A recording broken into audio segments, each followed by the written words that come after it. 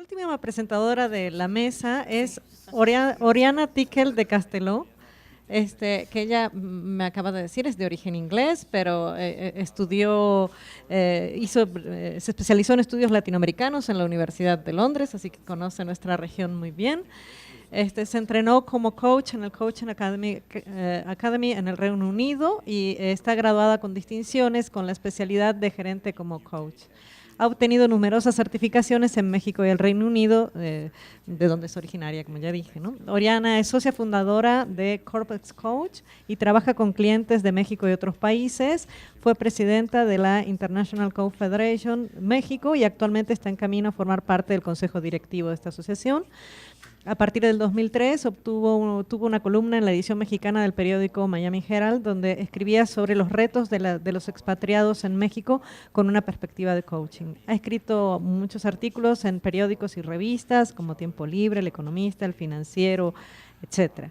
Ha sido entrevistada en programas de radio e imparte conferencias en universidades y congresos.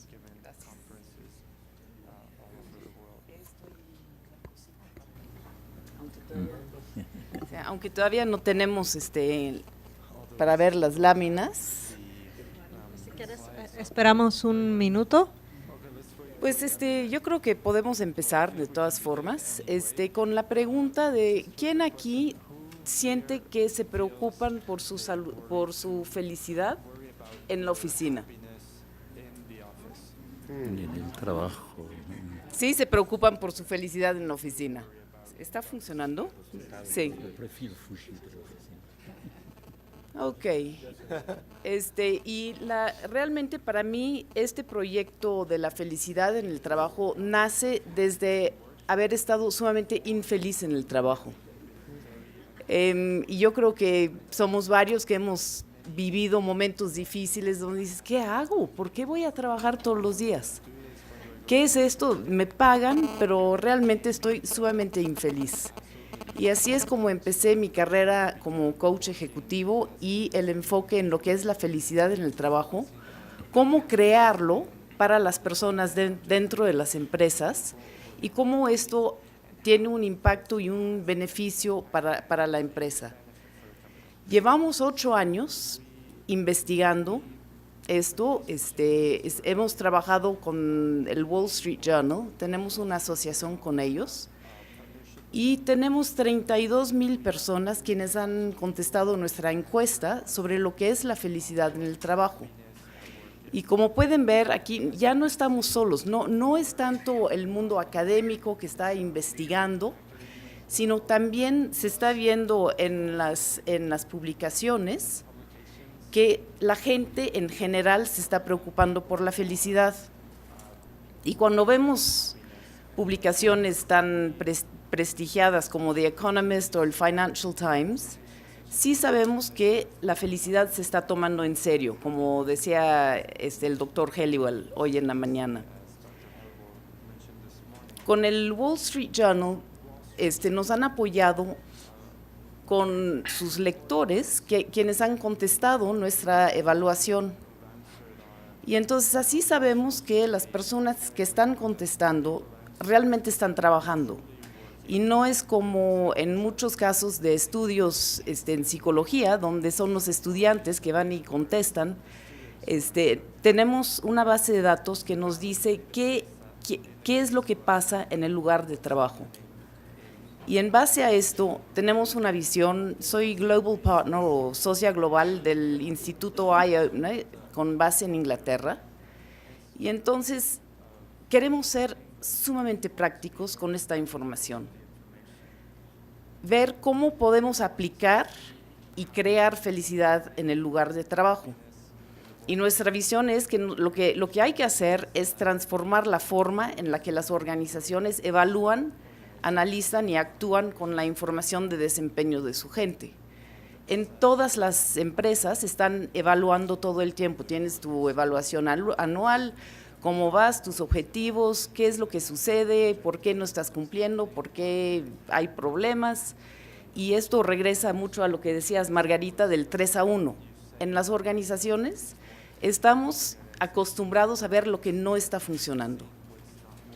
En las juntas de trabajo, la agenda normalmente va a decir cuáles son los problemas y qué vamos a hacer para resolver estos problemas. Y no se ve lo que sí está funcionando, y nosotros tenemos la visión de que tenemos que empezar con lo que sí está funcionando para crear la felicidad y el bienestar y la productividad en el lugar de trabajo. Entonces, si pensamos en cómo definir la felicidad en el trabajo, porque es muy diferente a la felicidad en general, y para nosotros es una actitud. Esto quiere decir que está en mis manos crear lo que es mi felicidad en el trabajo en gran parte. Es una actitud que facilita la acción, maximiza el desempeño y permite a las personas alcanzar su potencial. Esto de alcanzar el potencial es lo que hacemos como coaches ejecutivos. Es nuestra intención con cada uno de nuestros clientes que puedan alcanzar su potencial. Y cuando esto se puede hacer a través de la felicidad, yo creo que es un ganar-ganar para todos involucrados. Pero hay que hacer un caso de negocios, porque yo les puedo decir que he llegado a muchas empresas donde dicen, ajá, la felicidad en el trabajo, qué divertido. No, aquí la gente trabaja porque trabaja. Y si piensas en nuestra planta donde hay líneas de producción, pues la felicidad no tiene lugar ahí. Y no vamos a invertir y no vale la pena hacerlo. Y entonces les presento los números que a continuación les voy a presentar a ustedes. La intención de renunciar al trabajo. Estos son nuestros números más recientes, entonces con la base de datos de 32,000 personas. Las personas más felices tienen la intención de quedarse 60 meses o más en el trabajo. Y los menos felices se van a quedar más o menos 18 meses. Ojo, estos números son lo que llamamos post-recesión, porque antes de la recesión las personas menos felices pensaban que se iban a quedar 3 a 4 meses, pero ahora que es más difícil encontrar un nuevo trabajo, pues sí se piensan quedarse 18 meses. Para días de incapacidad, las personas más felices se toman menos de un día de incapacidad al año y los menos felices se están tomando 7. Entonces esto ya se empieza a ver que hay un costo de tener personas que no están felices en el lugar de empleo. Enfoque en la tarea. Las personas menos felices están enfocados en la tarea, en el trabajo, el 40% de su tiempo. Y las personas más felices, el 80% del tiempo. Entonces, ahora sí estamos empezando a hablar números importantes para las empresas. Si la persona menos feliz está trabajando el equivalente a 2 días a la semana, y la persona más feliz está trabajando 4 días, ahí tenemos una oportunidad enorme para ver cómo vamos a aumentar la productividad y los niveles de energía. ¿Con quién les gusta trabajar? ¿Con las personas que están como bajos en niveles de energía o con las personas que llegan, que están muy, a ver, qué vamos a hacer, qué vamos a crear, qué vamos a hacer diferente? Pues las personas más felices tienen niveles de energía que, como pueden ver aquí en la gráfica, mucho más altos que las personas poco felices. Entonces, la implicación financiera de todo esto, y estos son números que reflejan la situación en Estados Unidos, pero si pensamos en una organización con 1,000 empleados y subimos los 3 grupos de en medio sobre el bell curve, ¿cómo se llama en español? Gracias, la curva de distribución normal. Y subimos a los 3 grupos de en medio. Los más felices van a seguir siendo felices. Los menos felices probablemente no podemos hacer gran cosa para que sean más felices. Pero si subimos los 3 grupos de en medio, una deviación estándar hacia la derecha, es el equivalente a tener 74 empleados adicionales de tiempo completo. o un ahorro de $280,000 en costo de incapacidad, y hay un efecto multiplicador. Si se lograra hacer que las personas se movieran 2 desviaciones estándar, es el equivalente a 180 empleados o $720,000 en incapacidad. Entonces ahí tenemos números serios que nos dicen que bien vale la pena trabajar en aumentar el nivel de felicidad de los empleados.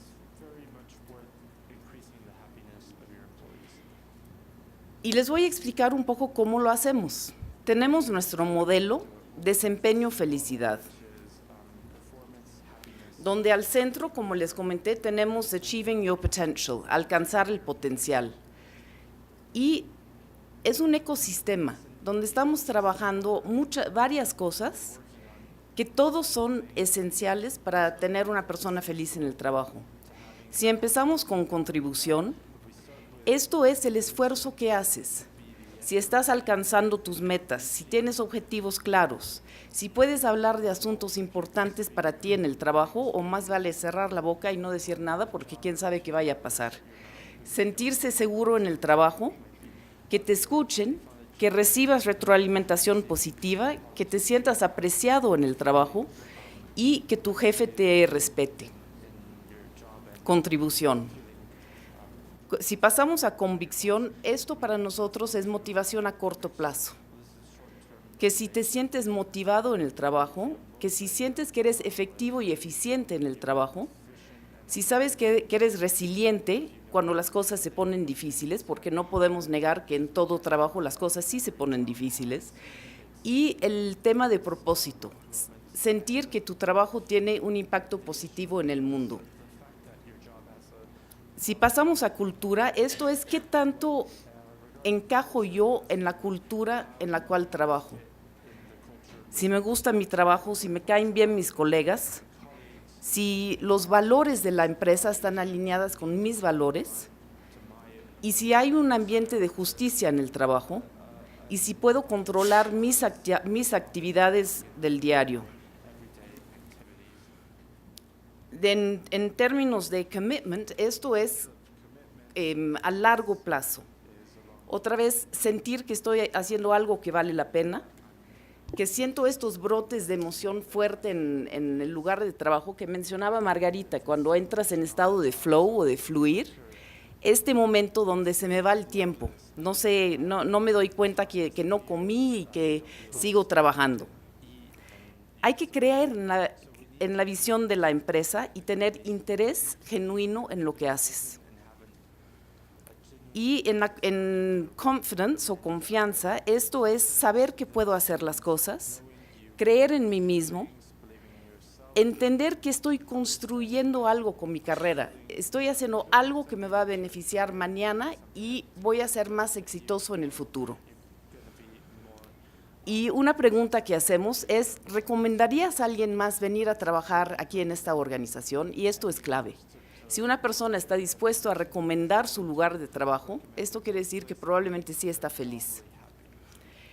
Esto lo envolvemos, si pueden ver en la parte de afuera del círculo, en si confío en la organización, si recibo el reconocimiento que necesito y si me siento orgulloso de lo que estoy haciendo. Esto de sentirme orgulloso es de los puntos más importantes para crear felicidad. Si estás trabajando en un lugar donde ni quieres decir que trabajas ahí, es difícil ser feliz. Entonces tenemos reportes individuales y de equipo y de organizaciones, y les voy a presentar aquí cómo es un reporte de equipo, porque es lo más complejo que manejamos. En base a lo que les expliqué de qué es lo que estamos midiendo, aquí tomé el ejemplo de la convicción o la motivación a corto plazo. En una empresa donde estábamos viendo la organización, el departamento de finanzas, service desk, marketing, operaciones, una serie de cosas, y podemos ver con claridad qué es lo que sucede para este grupo de trabajo y esta organización en términos de felicidad en el trabajo. Por ejemplo, aquí vemos que en el departamento de mercadotecnia hay un gran problema. No están motivados, no se sienten eficientes, no se sienten efectivos, tampoco tienen resiliencia y no sienten que su trabajo tiene un impacto positivo en el mundo. Esto es grave, pero aquí tenemos un diagnóstico de cómo trabajar con esta organización, con intervenciones sumamente enfocadas a lo que necesita cada área de la empresa y dar trabajo tanto de coaching como de consultoría. Los focos verdes evidentemente son las áreas que sí están funcionando bien y los amarillos es donde podrían estar mejor, pero están pues regularmente bien. Y cuando habla en la misma empresa, presentar lo que es confianza, reconocimiento y orgullo, podemos ver que en este ejemplo otra vez los de mercadotecnia sufren y padecen que no confían, no se les reconoce su trabajo y pues más o menos sienten orgullo por lo que están haciendo. Y entonces como coaches y consultores esto nos da una base desde la cual trabajar con la empresa para aumentar los niveles de felicidad. Y si se acuerdan de los números, si hay una persona muy infeliz que tiene la intención de quedarse 18 meses en su trabajo, probablemente tomar 7 días al año de incapacidad y trabajar 2 días a la semana, ahí tenemos un caso muy contundente del por qué vale la pena invertir en la felicidad del empleado. Y lo que me gustaría explicar y hablarles un poco son casos reales. ¿Qué es lo que hemos logrado usando esta metodología? Hemos logrado en una empresa que los inversionistas recibieran los resultados esperados por primera vez en 3 años. Incrementar precio de las acciones, esto fue un punto que se mencionó ayer. Retención de talento. Queremos que las personas que están trabajando 4 días a la semana, que se toman un día de incapacidad y tienen niveles muy altos de energía, queremos que se queden estas personas y no que se nos vayan. Y empezamos a ver también la cuestión generacional. El famoso Gen Y, de las personas, de los jóvenes hoy en día que están entrando al lugar de trabajo, vemos que los números que se refieren a ellos son diferentes a los que son para las personas de 40, 50 años para arriba, porque no están dispuestos a aceptar no estar felices en el trabajo. Sus motivadores y la razón por la cual van a trabajar es totalmente distinto. Entonces, nuestro pensamiento es que realmente hay que enfocarnos y pensar en cómo hacer que estos jóvenes, que son el recurso más importante que tiene cualquier corporación hoy en día, cómo hacer que los jóvenes de talento se queden en su lugar de empleo. Y para nosotros nos queda muy claro, es a través de un enfoque en la felicidad. Se incrementa el esfuerzo adicional. Uno de los casos que más me gusta es del sitio de construcción. Cuando hicimos la evaluación, lo que salió clarísimo era que la gente no podía hablar de las cosas importantes para ellos. En un sitio de construcción no puede haber nada más importante que esto, porque pasaban accidentes y accidentes, porque no podían levantar la mano y decir, aquí hay un problema, porque su jefe se iba a enojar, porque no podías decir las cosas, y entonces ahí se redujo la tasa de accidentes en 45%, y al crear una cultura donde la gente podía hablar de las cosas importantes para ellos, se aumentó el número de reportes en más de 600%. Y entonces, al tener un diagnóstico claro de qué es lo que no está haciendo feliz a la gente en el trabajo, podemos crear esta felicidad en una forma muy contundente. Somos muy prácticos, como se habrán dado cuenta, queremos realmente entrar y hacer intervenciones que es totalmente a la medida del cliente. El cliente me va a decir qué es lo que quiero que tú hagas y cómo te voy a medir a ti, Oriana, como coach, a IMR Institute, a Corpex Coach, ¿cómo los voy a medir en términos del éxito que tienen? Y entonces esto es a través de la medición de resultados tangibles, de eficiencia en términos de tiempo. Es una metodología sustentable porque trabajamos tanto con los líderes como las personas más abajo en la empresa. El nivel de felicidad del director o de la recepcionista nos es igual de importante. Y una de las cosas que también nos parece sumamente interesante es que cada participante recibe un reporte individual sobre sus niveles de felicidad en el trabajo. Y esto da una pauta para que puedan trabajar, porque nuestra creencia, nuestra firme creencia, es que la felicidad en el trabajo es en parte responsabilidad de la empresa, pero en gran parte es responsabilidad del empleado, y estamos ahí para apoyar y ayudar al empleado a crear esta felicidad. Entonces es una responsabilidad compartida. De hecho, estoy terminando un poquito antes. ¡Qué bueno! Lo que pueden hacer, sí, soy inglesa, así es. Prefiero terminar un par de minutos antes que después. Aquí hay un link para que puedan entrar a nuestro sitio, y hay un reporte que pueden hacer, que es un reporte breve,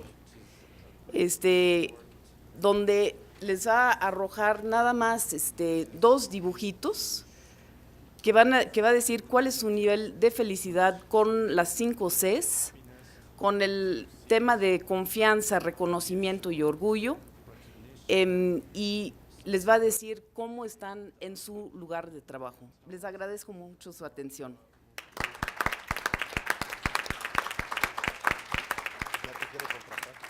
Qué bueno.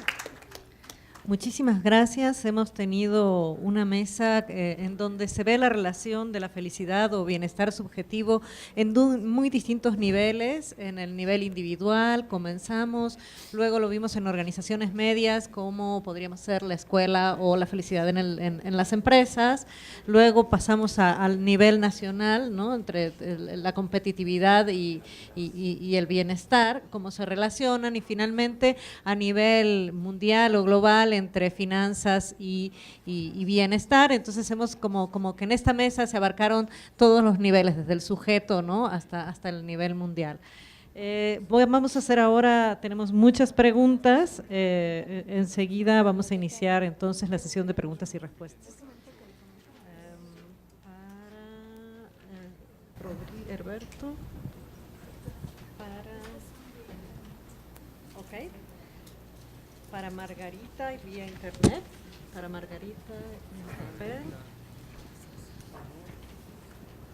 para Margarita y Alejandro Falla, te dejo Alejandro, para Oriana. Si quieren empezamos con Margarita, que ya tiene varias.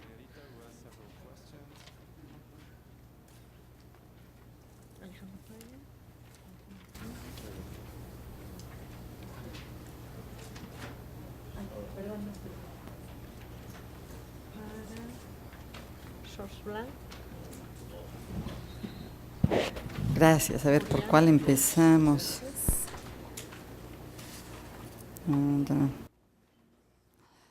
Ok, tal vez el primero. ¿Se conocen estudios sobre el efecto de la creatividad artística en la felicidad? Sí. Uno de los fundadores de la psicología positiva, Mihai Csikszentmihalyi, de hecho empezó a estudiar justamente la creatividad. Él había sido pintor y periodista antes de ser psicólogo, y sus primeras investigaciones fueron justamente sobre el proceso del pintar. Y a raíz de observar que cuando los pintores acababan su obra, generalmente la dejaban de lado y empezaban otra, se dio cuenta que parecía ser que el proceso creativo era igual o más satisfactorio que el resultado final. Y después, al entrevistar a los pintores, estos espontáneamente usaban la palabra fluir para describir lo que les pasaba cuando realmente se metían en lo que estaban haciendo. Y si hay otras evidencias que las personas muy creativas, hay un libro muy hermoso del propio Csikszentmihalyi que se llama Creatividad, en el que entrevistó a, si no me equivoco, 91 personas de diferentes ámbitos de la vida, científicos, hombres y mujeres de negocios, artistas de diferentes tipos, sobre la creatividad. Sí las hay. Otra Dice, es para los dos, Alejandro. Respecto al bienestar de la psicología positiva, ¿qué le diría a un padre de familia que tiene 5 meses desempleado y regresa a su casa con 5 pesos en la bolsa y uno de sus 3 hijos se encuentra con temperatura derivada de una infección? Creo que yo podría decirle muy poco. Creo que la psicología positiva no es una panacea y que, como hemos visto, una parte del bienestar es individual y otra parte depende del contexto, ¿no? Algunos de los países más felices, por ejemplo, son aquellos que cuentan con buenos servicios de medicina socializada, o que cuentan con programas de apoyo a las personas sin empleo. Entonces, creo que podemos cada uno tratar de promover el bienestar a nuestro nivel, en nuestra área. Y en mi caso creo que hay cuestiones que son de políticas públicas, de cuestiones de economía que van mucho más allá de lo que puede aportar la psicología.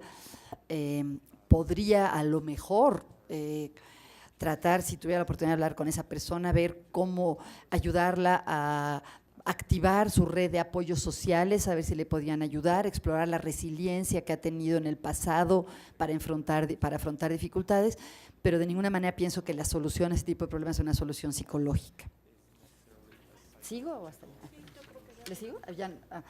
Otra pregunta, ¿qué tan importante es la satisfacción sexual para el bienestar de los sujetos y si considera que debe ser incluida en las mediciones de bienestar subjetivo? Muy interesante, justo es un tema que no se ha tratado mucho y hay algunos autores como el norteamericano Todd Kashdan que ha dicho que la psicología positiva ha sido un poco puritana al respecto y él, entre otros, están empezando a hacer investigaciones sobre esto. Sí se sabe que el placer, las experiencias de placer contribuyen a la felicidad, entonces sería lógico pensar que obviamente la sexualidad también, relacionado con lo que decía el doctor Yamamoto ayer, sabemos que las endorfinas y la oxitocina y los opiáceos son los bloques de construcción de las experiencias de gozo y claramente todas estas se secretan en la interacción erótica.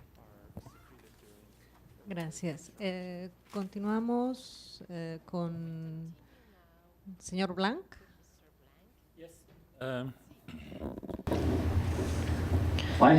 Tengo una pregunta de Gerardo. ¿Dónde está? Aquí está. ¿Cómo las compañías pueden identificar el nivel óptimo de inversión en responsabilidad corporativa? ¿Cómo se nivela con el nivel social? Bueno, no es una pregunta de gestión, sino de economía. Yo creo que depende de la cantidad de recursos que estén disponibles en la compañía. Y la compañía debe decidir entre este tipo de recursos, ya sea para usar en este tipo de inversión u otro tipo. Para darles un ejemplo, hay un alto grado de incertidumbre detrás de esto. Por ejemplo, estoy trabajando con Embraer. Es una compañía que fabrica aviones en Brasil y ellos están trabajando en asociación con otra compañía en la investigación y haciendo una gran inversión para obtener turbinas que consumen menos combustible y que ocasionan menos ruido, producen menos ruido. ¿Cuál sería el resultado de esta investigación? Ya podemos invertir en algunos detalles en el proceso de producción de las turbinas, pero es infinito. Este tipo de investigación siempre requiere más inversiones, transformación progresiva, etcétera. Así que es muy difícil encontrar ese equilibrio. Y hay en la forma en que uno decide entre las inversiones, tienes la cuestión del riesgo y también la cuestión de la visión. ¿A qué le das prioridad? Así que yo creo que no tengo una respuesta definitiva a esto. Es un movimiento que se está dando en casi todas las compañías. Estoy trabajando también con compañías mineras, por ejemplo, que han hecho grandes inversiones, por ejemplo, en reciclar su espacio después de que la mina ya se ha cerrado. Así que hay grandes inversiones después de cerrar una mina para regresar estos espacios o para volver a la vida estos espacios. Así que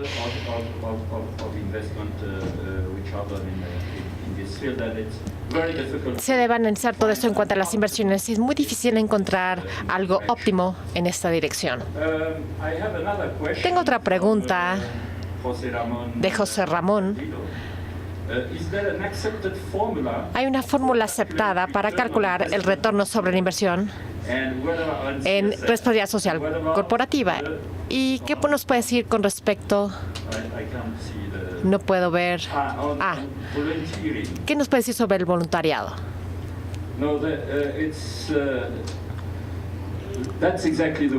Ese es exactamente el problema. Estamos en un campo en el que el cálculo del retorno es muy difícil. Donde es más fácil es en el campo que hablaba Oriana. Pueden calcular el impacto de las decisiones sobre el bienestar con sus empleados. Esto es relativamente fácil y ella lo hizo en su investigación. Esto es relativamente fácil de hacer. Pero en este campo de responsabilidad social corporativa hay una gran cuestión en cuanto a innovación. Y la innovación es muy difícil de medir, así que siempre tenemos muchas dificultades para evaluar esto. Y también cómo evalúan, por ejemplo, el impacto. Déjenme darles otro ejemplo. ¿Han escuchado del té Lipton? Lipton está haciendo un gran trabajo con la población que cosecha el té en la India para mejorar su vida y efectivamente han mejorado sus condiciones de vida, significativamente desarrollando educación, servicios de salud, etcétera. Ahora, ¿qué frutos produce?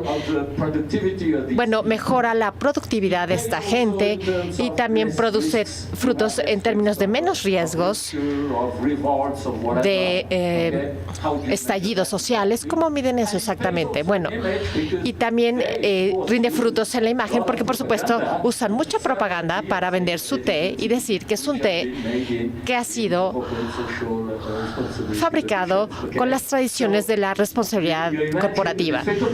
Así que pueden imaginarse la dificultad para obtener un resultado efectivo de esto. Y detrás de todo esto está la cuestión de la sustentabilidad. La sustentabilidad significa que la compañía va a estar ahí todavía en el largo plazo. ¿Y cómo pueden medir eso?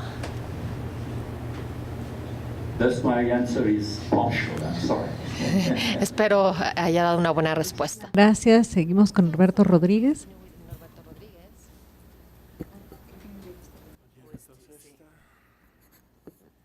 Gracias por sus preguntas. De Juan Mera habla de que las instituciones educativas no están dispuestas a cambiar el currículum. ¿Qué puede hacer el docente, el estudiante para mejorar el bienestar en la escuela? Es interesante. Yo creo que hay un fenómeno que hay que empezar por el tema de las autoridades, sobre todo las universidades privadas, que sí necesitamos conseguir los REBOEs. Nos hemos encontrado con mucha dificultad, por ejemplo, para explicar planes y programas flexibles e interdisciplinarios con nuestras autoridades. Y es un debate interesante que traemos, pero no solo ahí, en los programas nacionales de posgrados, de calidad de los posgrados de CONACYT, me ha tocado estar en evaluaciones y me ha tocado sufrir a veces que nos bajen algún programa porque en una maestría o en un doctorado, por ejemplo, se escogen de 12 materias, solo 2 son obligatorias y el resto son para que el alumno las pueda escoger con esta visión orientada al aprendizaje y a la subjetividad. De alguna manera nosotros creemos que cada alumno, y más en la etapa de posgrados, es perfectamente capaz, maduro, con un trabajo de tutoría, de escoger el currículum que más le conviene, ya sea para el ámbito de su profesión o para el ámbito de la investigación, pero esto no está resuelto. Yo creo que es un debate que tenemos que seguir dando y que esta literatura de bienestar subjetivo tiene que ayudarnos a soportar el hecho de que de lo que se trata es que tengamos egresados más felices, que aporten mucho más, que sean más productivos y competitivos. Entonces, sí creo que es un gran debate. Las universidades autónomas tienen la gran ventaja de que no están sujetas a muchas de estas regulaciones de tipo educativo, ¿no? Después me preguntan sobre la universidad en línea. Yo creo que, digamos, la universidad desde la Edad Media hasta hace muy poco, su sistema de producción era básicamente el mismo, ¿no? Y esto que explicaba que por eso los costos y las colegiaturas se han tenido que ir incrementando.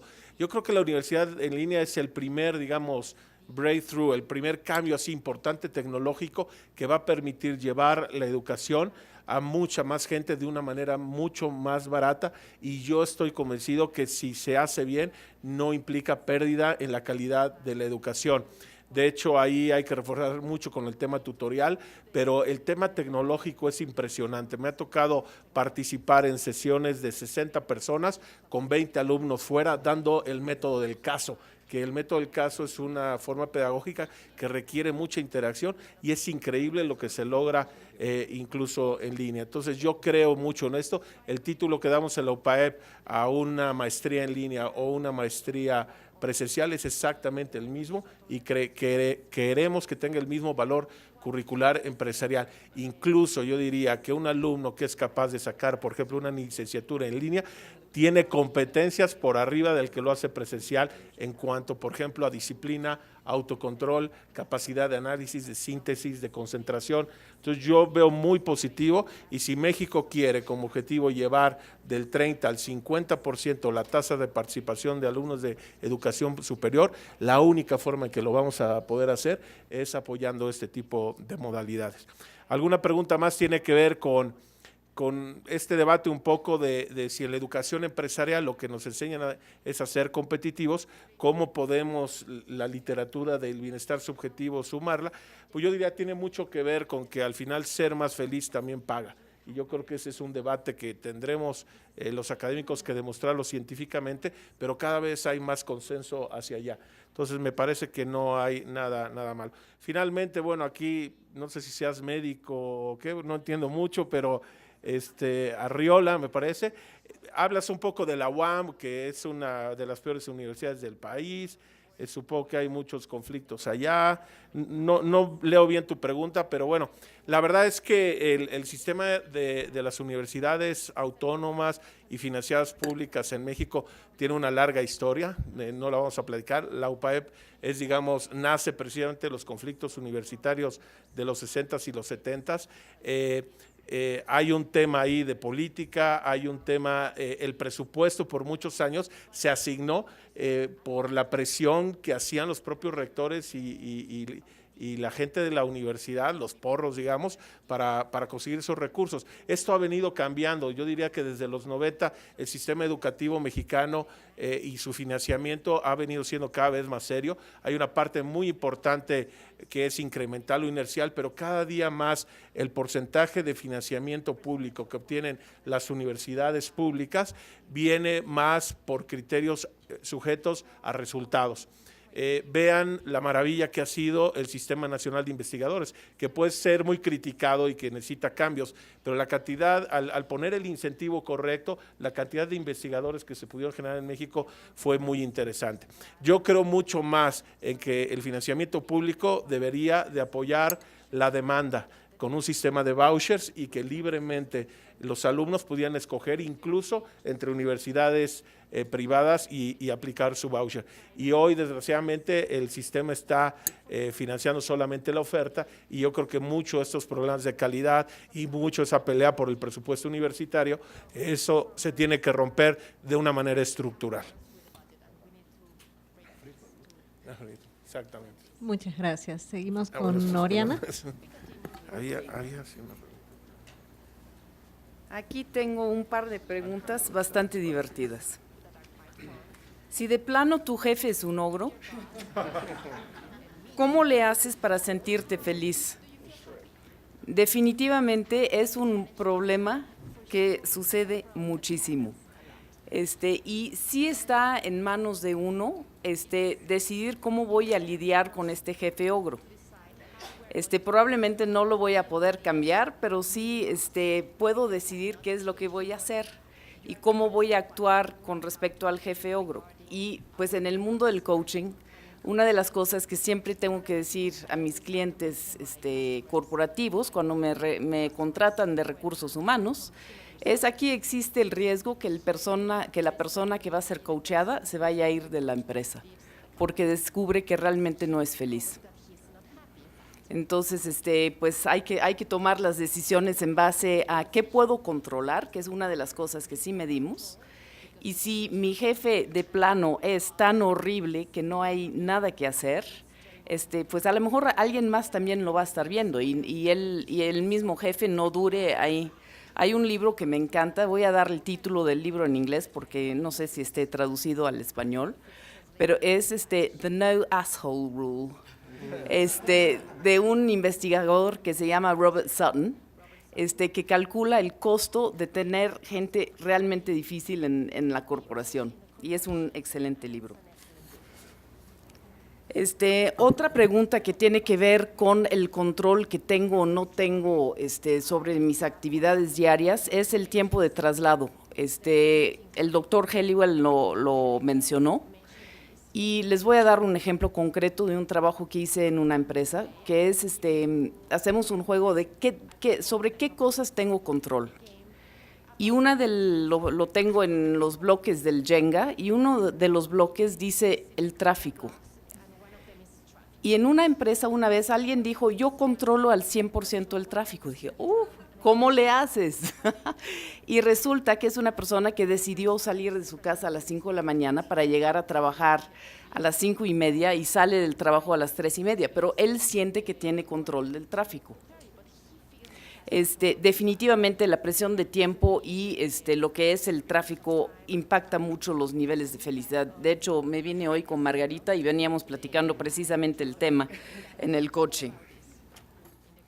¿Qué sugerencia le darías a la Secretaría de Economía para que use la ciencia de la felicidad en políticas que fortalezcan la competitividad de las empresas mexicanas? Bueno, yo creo que ahí tenemos tema para un doctorado. Sí. Por favor. Yo creo que mejor lo platicamos después. Sí, yo creo que es un tema enorme y para mí el primer paso para trabajar un tema tan grande es que todos tengamos la confianza de hablar abiertamente de lo que es la felicidad en el trabajo y la importancia que tiene. Entonces sería el primer paso.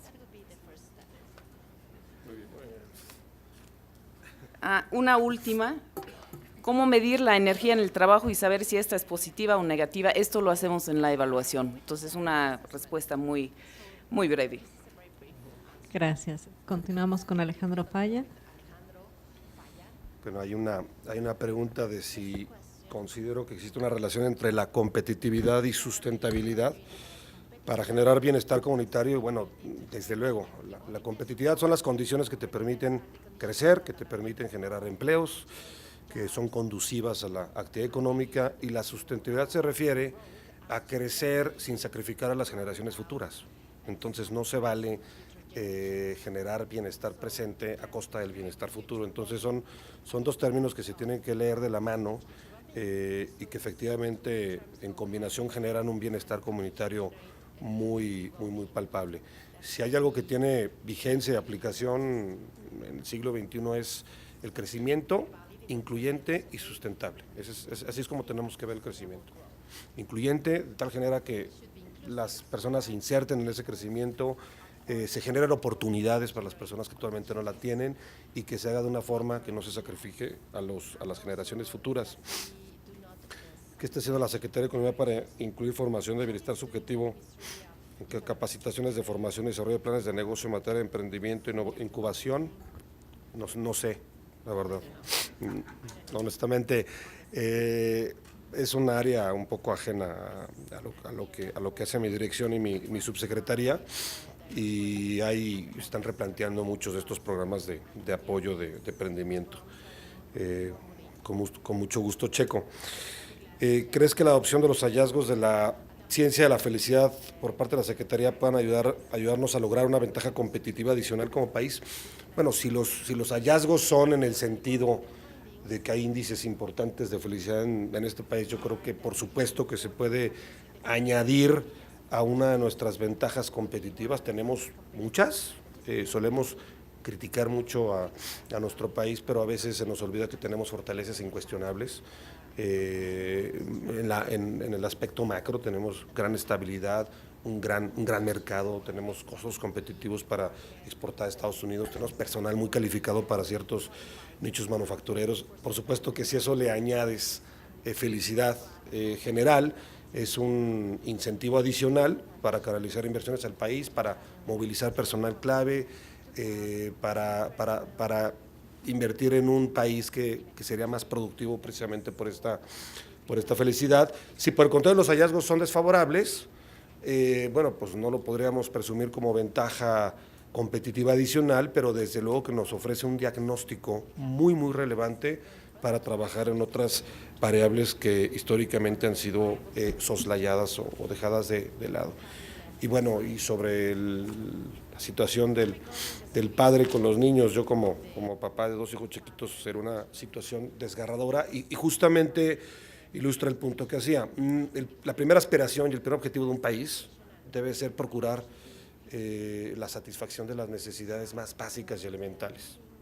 No podemos empezar por la felicidad, o sea, no podemos poner el burro atrás de la carreta. Hay que empezar con lo básico, hay que empezar desde el principio, y justamente los países más prósperos se caracterizan, por una parte, por ofrecer economías donde se minimiza el riesgo del desempleo, y cuando este desempleo se da, existen programas de asistencia social para proteger esos casos y para proteger a la población, y esperaría que nosotros lleguemos algún día a tener esas estructuras robustas en lo económico y en la política asistencialista bien dirigida.